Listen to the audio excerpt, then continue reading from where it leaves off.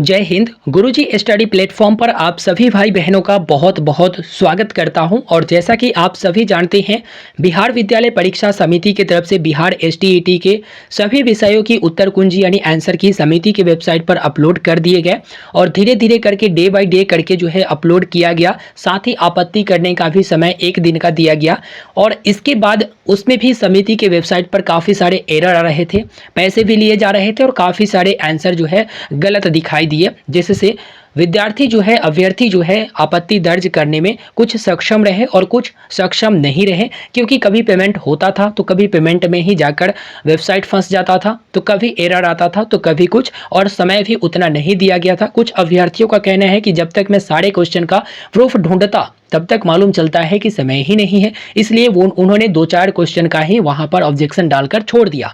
तो क्या सभी अभ्यर्थियों को क्वेश्चन की आपत्ति देना जरूरी था? जैसे ये सेट है, आप ध्यान से सुनिएगा मेरे बातों को, मैं क्या कह रहा हूं। जैसे ये सेट है, देखिए सब्जेक्ट हिस्ट्री है, 15/9/2023 को एग्जाम हुआ, शिफ्ट फर्स्ट वाला।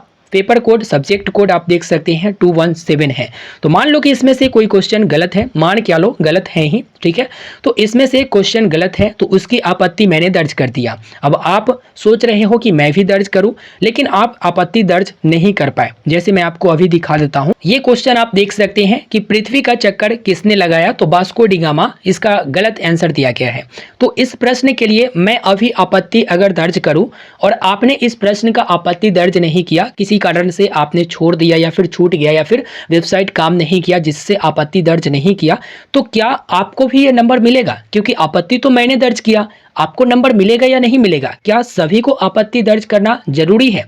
तो नियम अगर मैं देखूं तो ये कहता है, चाहे मैं सीटेट के बारे में बात करूं, बीपीएससी के बारे में बात करूं या फिर और एग्जाम के बारे में बात करूं, जो भी एग्जाम होता है, नियम ये कहता है कि कोई भी अभ्यर्थी, कोई भी विद्यार्थी या फिर अभ्यर्थी अगर कोई एक प्रश्न पर आपत्ति दर्ज करता है तो उसका नंबर मिलना होता है, तो सभी को मिलता है। एक बार फिर से आसान भाषा में समझिएगा।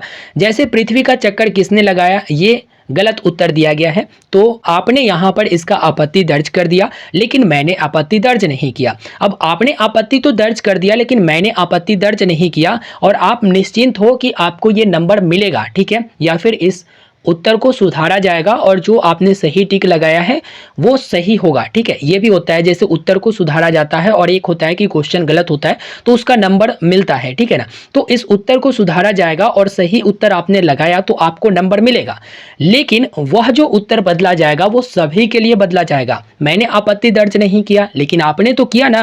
तो आपने जब आपत्ति दर्ज किया तो उस क्वेश्चन के लिए जो आपत्ति आपने दर्ज किया वो बोर्ड की तरफ से उसका आंसर सही दिया जाएगा, ठीक है। और नंबर अगर मिलना होगा, अगर क्वेश्चन गलत है नंबर मिलना रहेगा तो सभी को मिलेगा। सभी किसको? तो जो भी अभ्यर्थी 15/9/2023, जैसे इसके बारे में मैं स्पेशल बात कर रहा हूं कि जिस भी डेट को वो एग्जाम दिए हैं, जिस भी शिफ्ट में एग्जाम दिए हैं, उस शिफ्ट का कोई भी अभ्यर्थी वहां पर उस शिफ्ट के क्वेश्चन पर आपत्ति दर्ज करते हैं, और आप अगर नहीं दर्ज कर पाते हैं तो आपको घबराना नहीं है। क्योंकि नियमतः देखा जाए तो उस प्रश्न पर, उस प्रश्न सेट पर और उस दिनांक को अगर कोई भी अभ्यर्थी किसी भी प्रश्न पर आपत्ति दर्ज करता है तो बोर्ड उसे देखेगा और बोर्ड उसे सुधारेगा, ठीक है। तो अगर कोई भी दर्ज कर दिया है तो आपको नंबर अगर उसको मिलेगा तो आपको भी मिलेगा।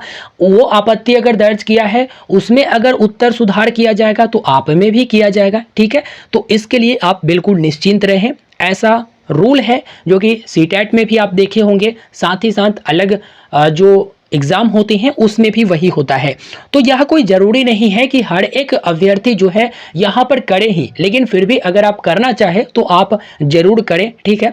और एक और बात कि ये हिस्ट्री है, मान लो ये हिस्ट्री है, ठीक है, और यही क्वेश्चन जो है दूसरे शिफ्ट में पूछा गया। जैसे 15/9/2023 को दूसरे शिफ्ट में अगर यही पूछा गया या फिर 14 को पूछा गया, तो क्या उसका भी उत्तर सुधारे जाएंगे? तो नहीं, उसका उत्तर नहीं सुधारे जाएंगे। अगर अभ्यर्थी जो है वहां पर उस डेट के क्वेश्चन पर, उस शिफ्ट के क्वेश्चन पर अगर वो आपत्ति दर्ज नहीं किए होंगे, चाहे सेम ही क्वेश्चन क्यों ना रहे, तो यहाँ पर उसका नहीं सुधारा जाएगा, क्योंकि वो देखने ही नहीं जाएंगे। इस क्वेश्चन अगर इस क्वेश्चन के इस सेट के लिए आपत्ति दर्ज होते हैं या फिर उस सेट के लिए भी आपत्ति दर्ज होते हैं, तब जाकर इसका आंसर सुधारा जाएगा और जो नंबर मिलना रहेगा वो सभी को मिलेगा। उम्मीद है आप लोग बहुत ही आराम से अच्छे से समझ गए होंगे।